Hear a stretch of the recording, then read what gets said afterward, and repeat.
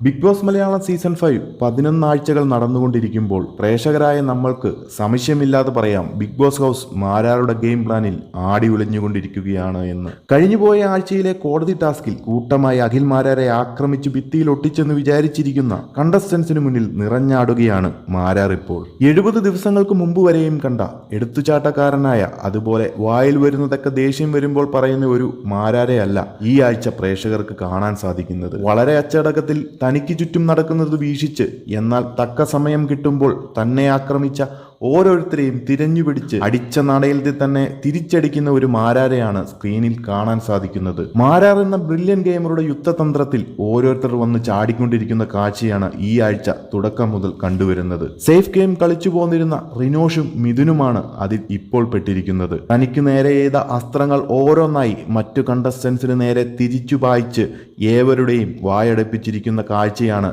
ഈ വീക്കിലി ടാസ്കിൽ കാണുന്നത്. ഏതു നിമിഷവും മാരാർക്കെതിരെ തിരിയുന്ന ശോഭയും ജുനൈസും വായിൽ പഴമാണോ അതോ മറ്റെന്തെങ്കിലും ആണോ എന്ന സംശയത്തിലാണ്. നേരിൽ നിന്ന് പോരടിക്കാൻ ത്രാണിയില്ലാത്ത ശോഭ വന്ന് ടോയ്ലറ്റ് ഡോറിന്റെ മറവിൽ നിന്ന് തമ്മിലടിപ്പിക്കേണ്ട സ്ഥിതിയിൽ എത്തിയിരിക്കുകയാണ്. മാരാർ കപ്പെടുക്കുമോ എന്നൊന്നും പറയുന്നില്ല, പക്ഷേ ബിഗ് ബോസ് മലയാളം സീസണുകളിൽ വെച്ച് ഏറ്റവും നല്ലൊരു ഗെയിമർ എന്ന് തന്നെ അഖിൽ മാരാരെ വിശേഷിപ്പിക്കാം.